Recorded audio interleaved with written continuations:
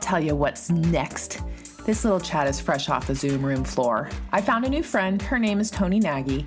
I hit record quickly and I put her on the spot with that old deep, who are you question. But before I get to that, let me read you a little bit about Toni, what's online about this fantastic human who agreed to think out loud with me. Toni's a stand-up comic that, as she says, quasi-radical, somewhat existential, and mostly funny. I personally found her magic on Instagram. She has hundreds of thousands of followers across platforms, y'all. You'll find her.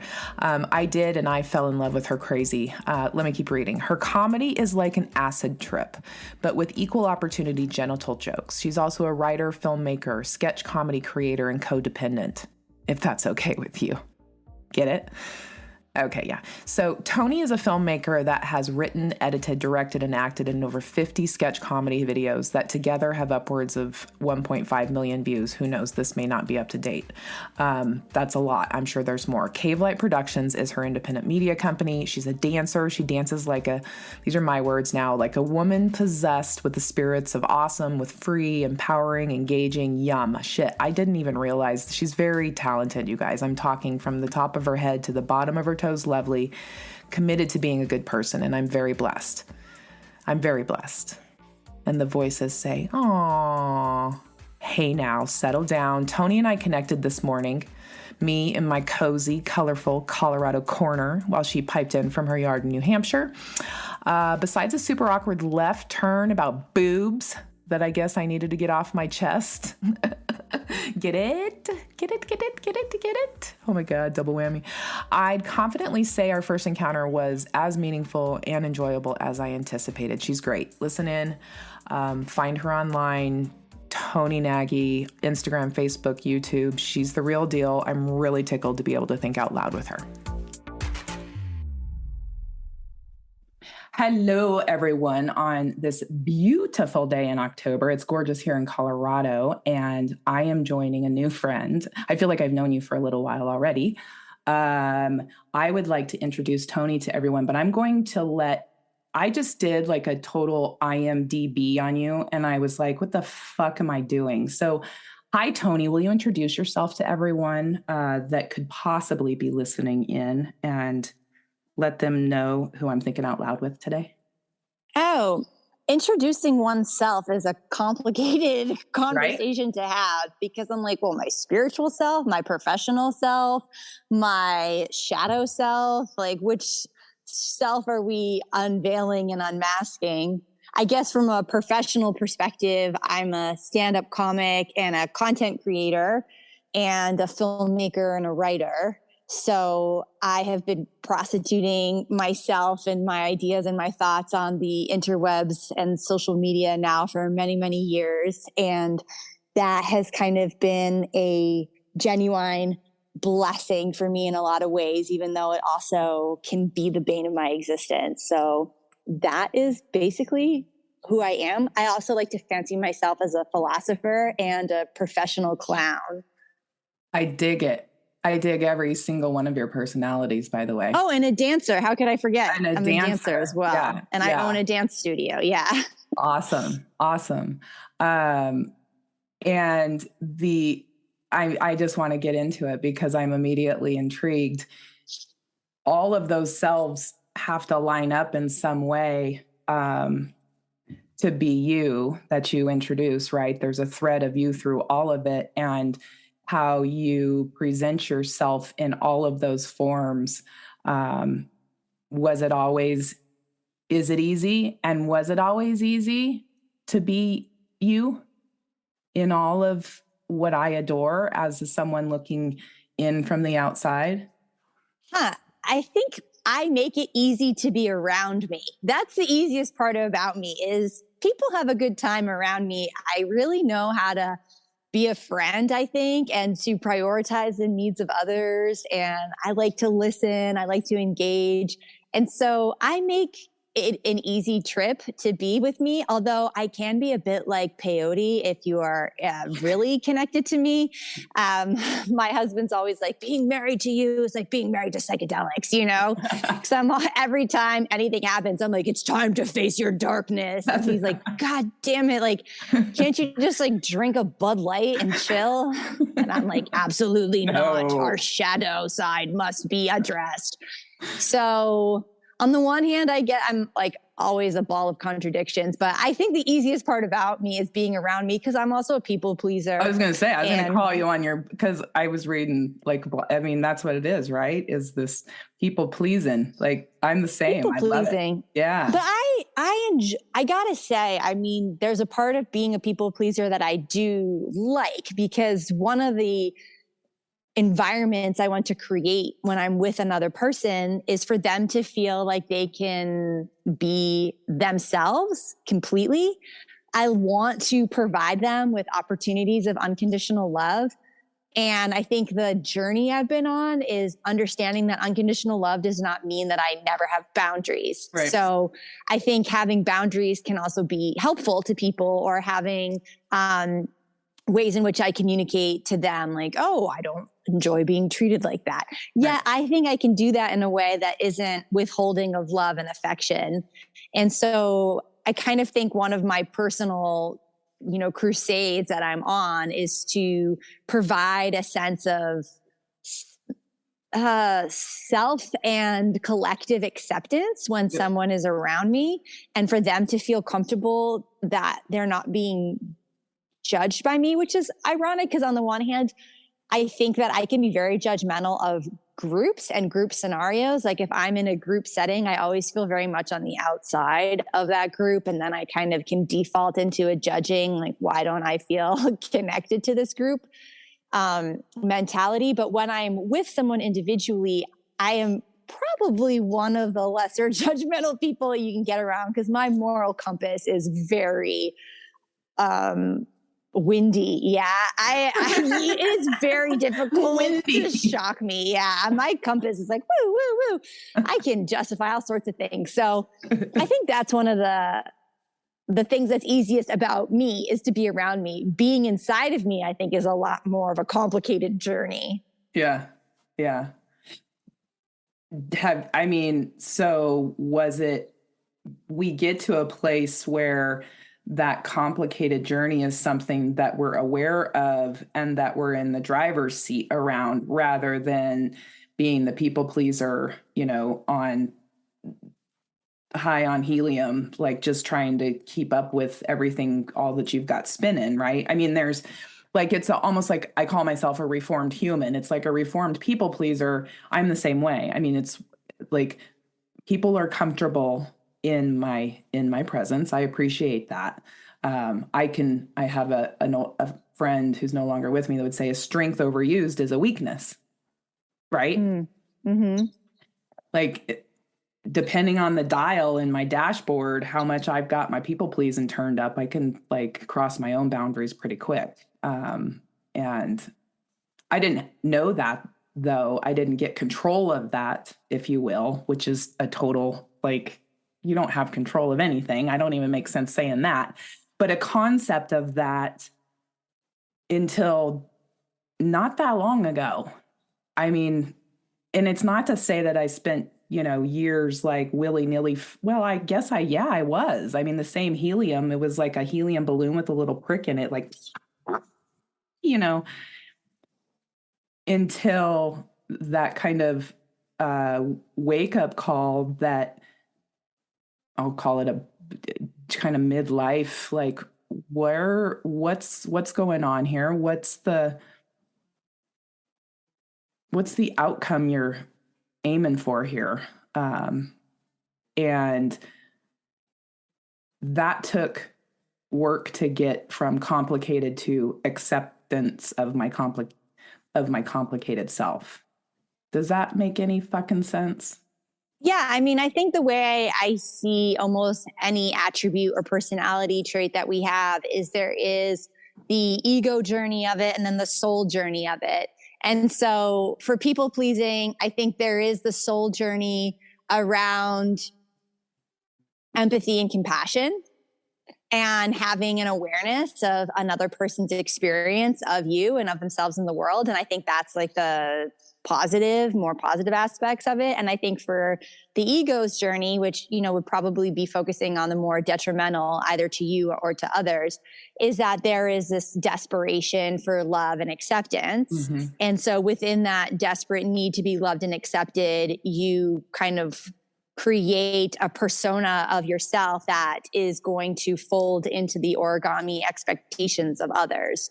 And when you do that, you are impacting an authentic connection because you're always one step ahead of what you think that person feels. Mm-hmm. And so rather than being fully in the moment or fully connecting, mm-hmm. you're anticipating a reaction that person's going to have of you or of what you're saying.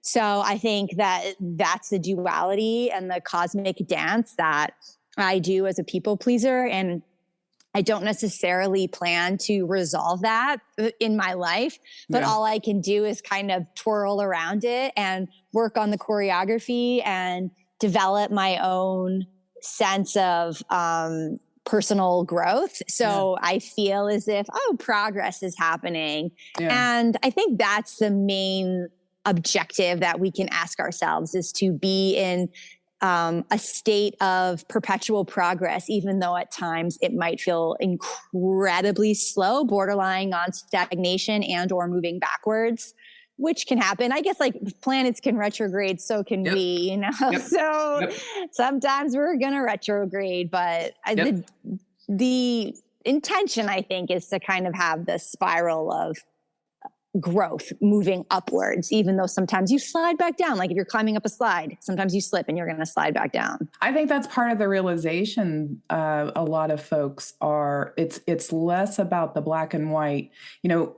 let me back up. I think that there's the instant gratification of pharmaceuticals and shop retail and everything that we have. Ooh, I just threw something.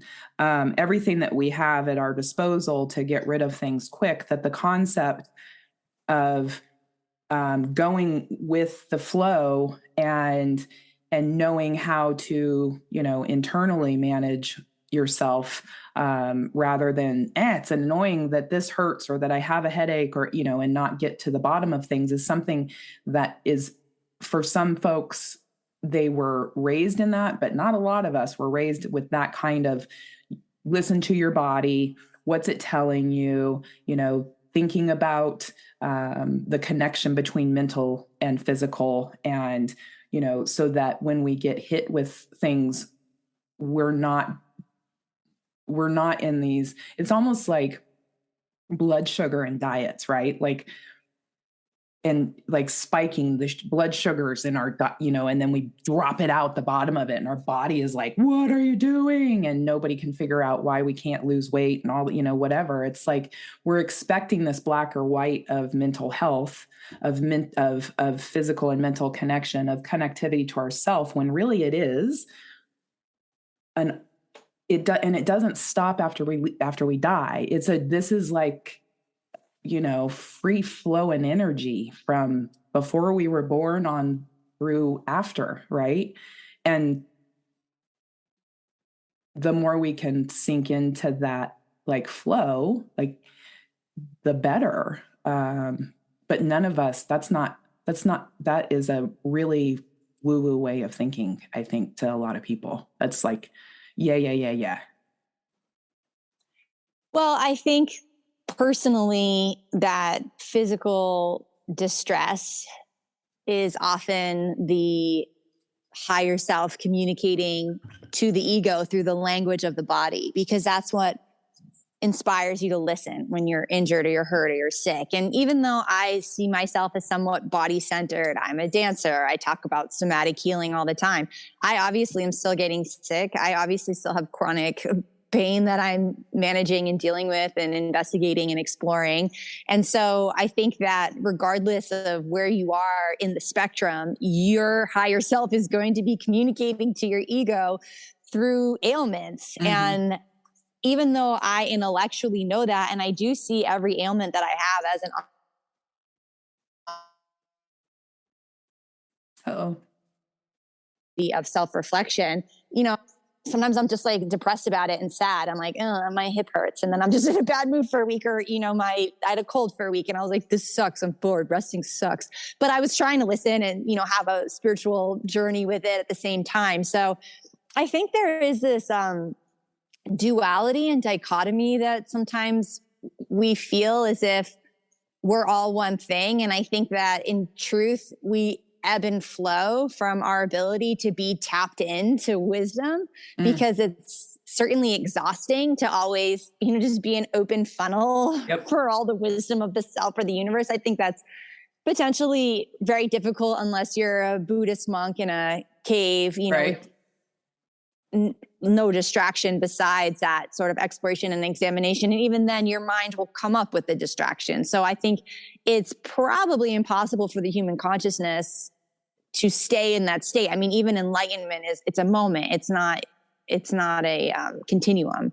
So I think just having a little bit more patience and compassion for the coming in and out of awareness and coming in and out of, maturity, emotional maturity is probably the vibe that will provide us to be a little more forgiving of ourselves, and then maybe a little more open to receiving the messages if we're not always in a state of like shame and guilt or judgment of the self.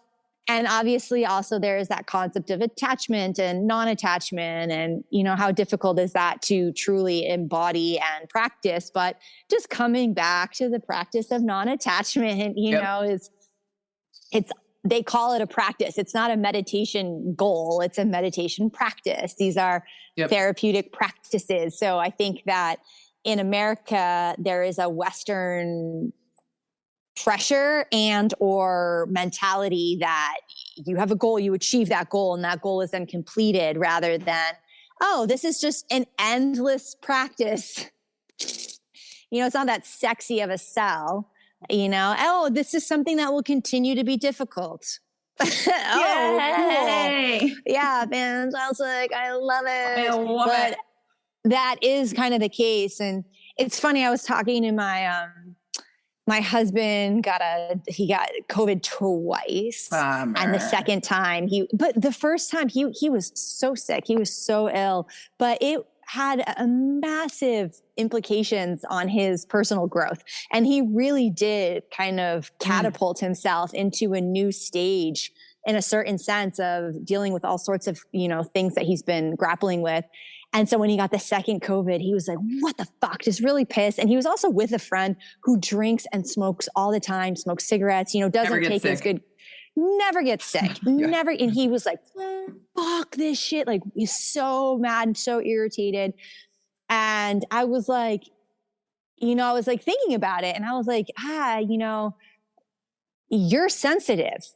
Like, you're a sensitive dude. You're a musician. You're sensitive. You're gonna be sensitive to the energy and the illnesses around you, unfortunately. And you're also sensitive to the crying of your higher self to address these issues that you need to address. And took him a couple of days to get on board. But then again, he made a lot of really, powerful, important life changes he was really needing to make and was kind of procrastinating on. So I also think that we have different degrees of hypersensitivity. Absolutely. And when you're a sensitive person, you might get hit kind of more with, a bevy of lessons, and it may feel as if like, oh, wow, everything feels like it's against me, which, we can all feel like victims of our own lives or victims of the universe. But then when you kind of turn it around and say, oh, I am the architect of this event, even though that can seem victim blamey at the same time. But I don't know. Again, we're fucked no matter which way we look at it. We're playing in the waters of duality. We're playing in the waters of contradiction. So I would rather kind of see, everything as I am designing a reality, even though my reality often is fraught with suffering. Mm-hmm. I am learning from this. And I guess that's a perspective that is better done in hindsight. But, when you can have it in the moment, like, this is all meaningful. Everything is meaningful, even pain, mostly pain. Yeah. Yeah. And I think that's something, that is a part of it. I know, I was the highly sensitive that just drank her way through, praised for being highly sensitive and being able to do things well because of how sensitive I was to other people's needs and reading their minds and taking care of everything, right? But numbed all of it through a lot of vodka, and the idea that sensitive person could actually do that. That it was a superpower. I'll just keep it elementary, that when you realize that you can go, when you realize that you can use and protect yourself and your sensitivity, and that you can use your sensitivity to influence others, I think that's such a turn in just mindset. I don't think you get there very easily. You have to go into those shadows and those pains and those really shitty feelings to figure out why you were doing things. But the perspective, yeah, it's beautiful. And like you're talking about your husband, it's like, I always think about being in a boat, and then every once in a while I'm in a boat in a bottle, and every once in a while I'll realize that I'm in a boat in a bottle on a bigger boat in a bottle. Does that? Yeah. And like a fractal. Yeah. And I'll be like, oh, okay, I see where I was. Yeah. And I see now. And somebody's agreeing with me outside the window, screaming. We have these woodpeckers that are stalking us. Do you have woodpeckers in New Hampshire? We sure do. Yeah. Of course you do. I think they're probably speaking to each other through Zoom right now. Yeah, they're like fully sitting on fences and what do you do? Case the joint. They're casing my joint. Yeah. In real time. I want to go in a totally different direction because I can relate. You did a routine. I read a blog just this morning about boobs and body shame. And weird to say out loud to somebody, but part of my, like, why that hit a chord with me is because I didn't want my big boobs and I didn't want the attention I was getting. And so I got a boob reduction. I cut them off. I fucking hated them. I knew I had them. I knew the power I had with them. It was obvious to me, the power I had with them. But I hated that. I hated it. I hated that I loved it. And so when I finally was able to, I chopped those fuckers off. Isn't that crazy? That struck me this morning as like you talk about yourself standing on the stage and having eye contact with the woman in the front, and that she became the voice, right? And it was it brought me all the way like back to that feeling of just get these fuckers off, and finally laying there with control over it finally. And then coming to afterwards and finding out that he says, well, yeah, I want to reassure you that they're even. We sat you up and we made sure that they fall, correctly. I'm like, you did what? You sat me up? I was knocked out. Can you imagine? Just think of a picture of yourself completely knocked out, and they have sat you up to see if your boobs are like a Weekend at Bernie's kind of moment. What? And I said, they're not small enough. Oh. I wish you would have gone further. He's like, well, I don't hear it that often, but I'd like you to just sit with these. And so I did. But talk to me about, I don't know, just like go back to the state. I don't know. Just think out loud with me about frickin' boobs. Well, what happened in that story was that I was invited to do these stand-up shows in New York City. And I used to live in New York for 10 years. Yeah. And when I lived in New York, I was kind of a club kid. I would go to the clubs a lot and I would go to the VIP rooms. And that was something that was part of like my identity, my ego's journey, my searching, my sense of value. And so I had to kind of put that behind me in a certain sense, because I left New York, so you can't go clubbing in the woods of New Hampshire. But I was going to New York to do these shows, and I had 3 shows to do at the same venue. And after the shows, I was going to meet one of the girlfriends who I used to go out clubbing with. And so when I was getting dressed, I was kind of hoping we would go out somewhere, afterwards. And so my intention of getting dressed was to look cute. And I put on a tank top. Now, this tank top, it literally is just like a white ribbed tank top with like a little screen print of a cat. It really wasn't that revealing or compelling of a tank top, but it was the intention of the tank top that I feel was meaningful, was that I wanted to look hot for after the comedy show. I didn't even look that hot, P.S. But the tank top was the intention. So I get on stage to do the first show, and there was an older woman in the front row, and she was kind of the first person I made eye contact with. And then I suddenly just started to feel really self-conscious about revealing my body at all. And I know there's a lot of female comics who like look hot when they go on stage, and that's like cool for them. They enjoy that. That makes sense to them. And for me personally, I don't know how to truly feel my funniest when I'm trying to look my prettiest. Mm-hmm. In fact, I cannot access my funniest if I'm trying to be my prettiest. And so there was this existential crisis that I was feeling with her looking at my body. Cause I'm not trying to, brag, but I have a good body in the sense I'm 5'10", I'm very tall, and I'm thin because I dance a lot. And so I have an aesthetically good body for Western standards, we can pick it apart, but it's good enough.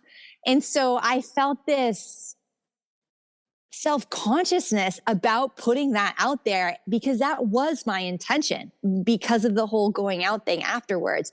And I bombed that set so hard. Like it was like performance art. I literally performed to silence. Like everyone in the audience just completely rejected me. And I was like, okay. And I had 2 more shows to do at that venue. And it's embarrassing to completely bomb, especially because it was a hot room. Everyone did well before me and everyone did well after me. I never think there's a bad audience, to be honest.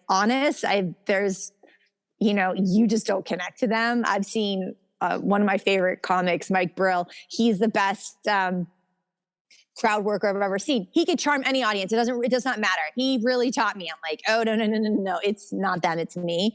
So it was like a great audience. Everyone had a good time with them, but me. And it's embarrassing because then you have to go back into the green room and all the comics are like, good set. And you're like, nice.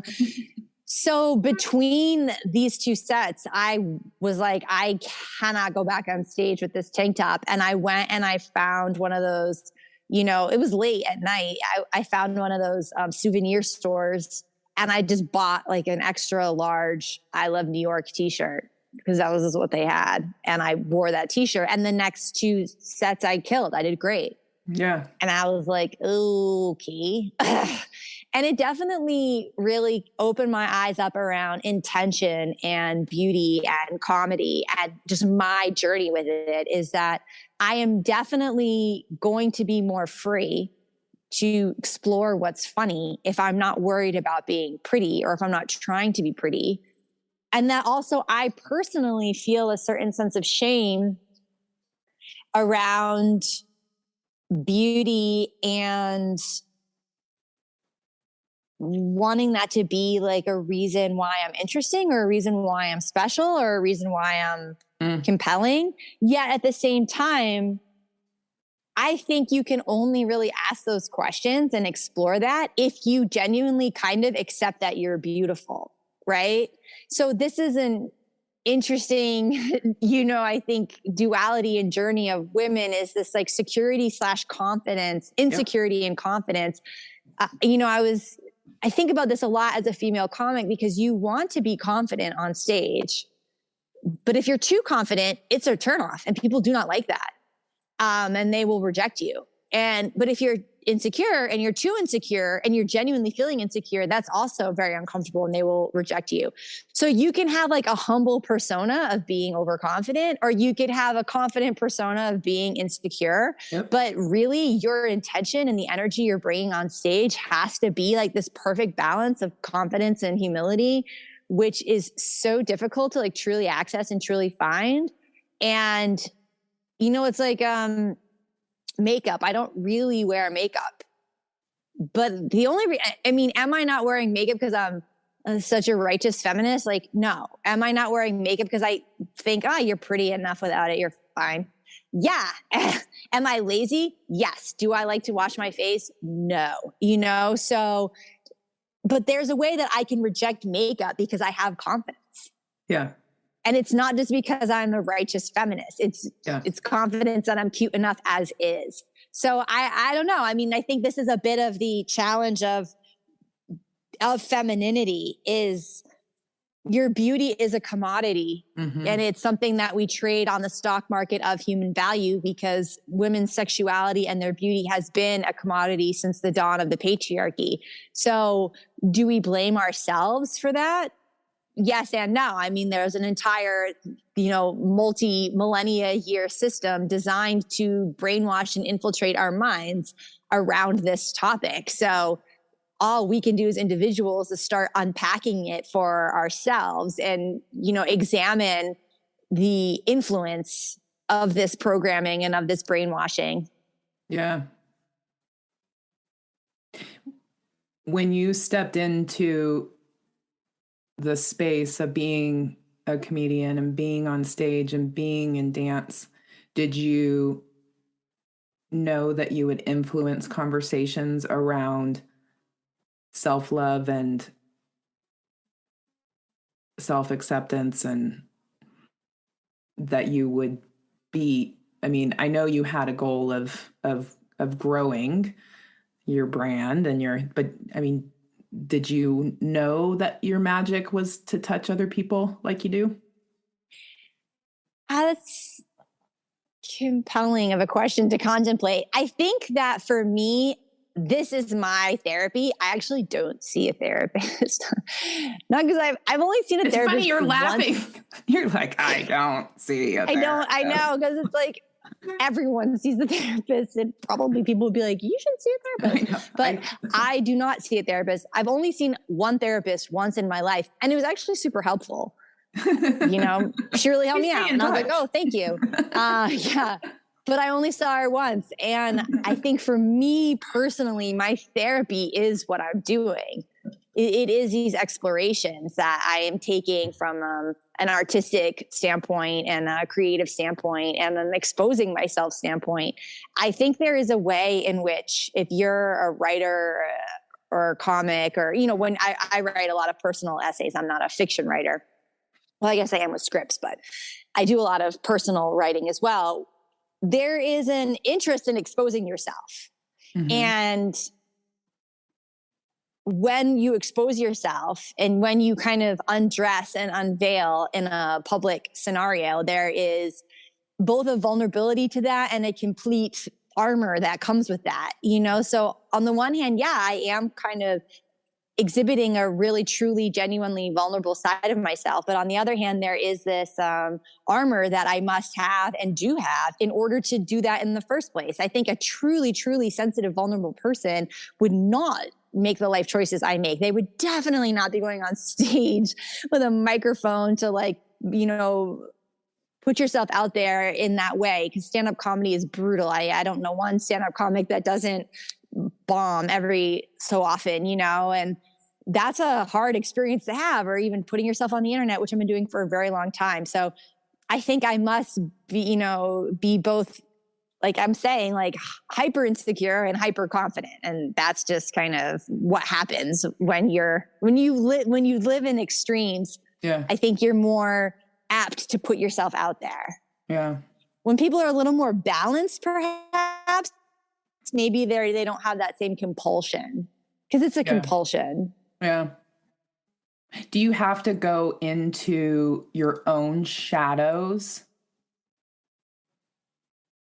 I guess it's less of a question, and I would imagine that you have to go into your own shadows to tap scripts and pieces. You go into human, I mean, you imagine shadows. Like, what a compelling place to like be looking for the stories in shadows that haven't yet been revealed. You know what I'm saying? Yeah. I think for me personally, I am in the shadow world most of my life. So by creating art around that, it gives that kind of personal journey I'm on a different type of meaning, you know? And I think regardless, that's where I am. And for me personally, before I had these outlets, that manifested a lot more in depression. Yeah. Not that I don't get depressed now, but not in the same degree, because everything is potential content. Everything is a potential thing to share. You know, I don't cry very often. It's maybe like once or twice a year, but I think I cried last year, and I'm like, oh my gosh, what a perfect video opportunity, you know, because it's so rare that I cry. And, you know, of course, sometimes I just have my own emotional journey without documenting it and filming it. But sometimes I don't, you know, sometimes every emotion I feel, I'm like, oh, let's document this. It helps honestly with non-attachment in a certain sense, because I'm turning everything into a display in a certain, in an effort to be seen, heard, accepted, loved, what have you. But in that display, there's humor to me. It's funny that I'm doing that. It was funny. I was genuinely really sad in that video where I was crying. I was truly sad, but I was also laughing, because I'm like, it's really fun. You're making a video about this, Toni. You're hilarious. And then you're so silly, you know, like, who are you?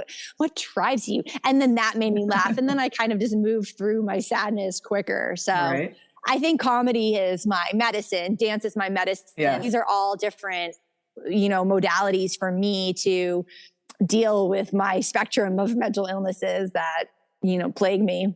That are beautiful. Yeah. Well, it's, I mean, you've touched me, so that's all that matters in my world. Hell yeah. Yeah. I honor that.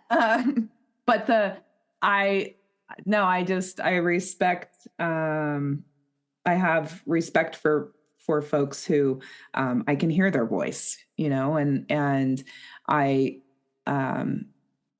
because I think that the world works really hard to stamp it out. And so, I do think that, you know, you have a magic that, yeah, there are folks that this is their healing. It's their therapy for others, because we need folks that this is about questioning everything.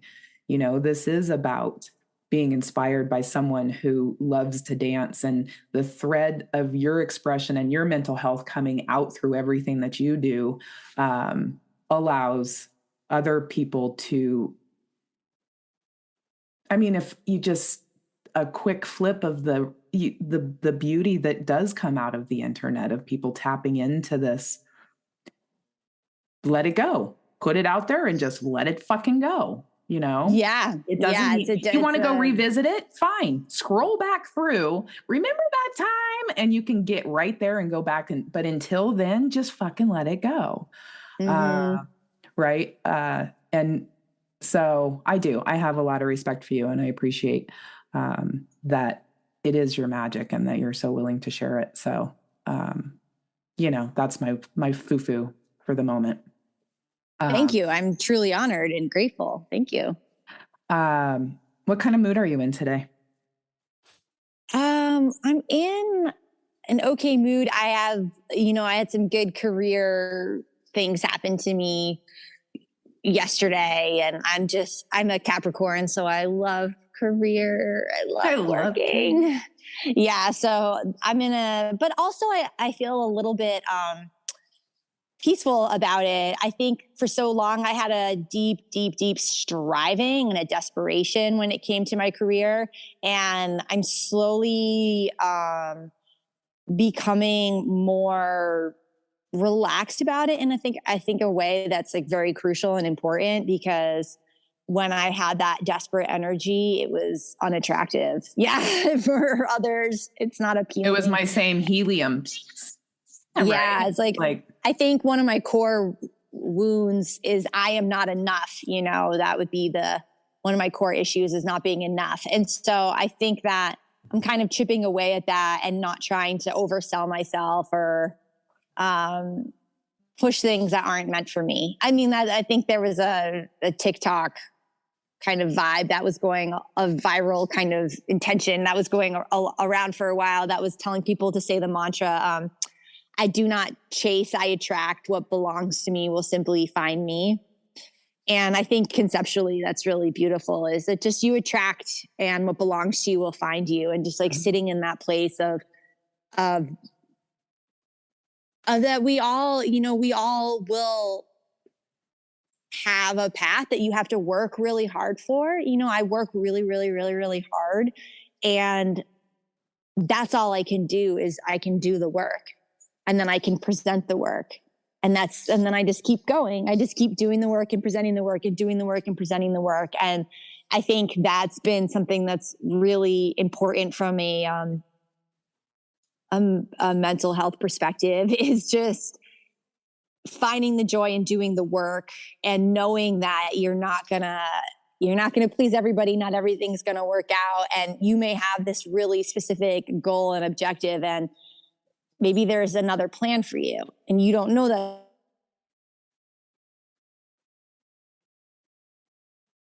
Oh no, come back. The only thing you know what's best for you is to do the work and just keep doing it. A true Capricorn, just keep going up the big hill. So, yeah.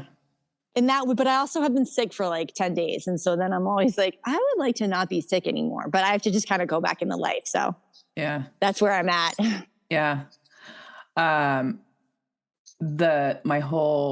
This think out loud with me, has been a lot of my healing.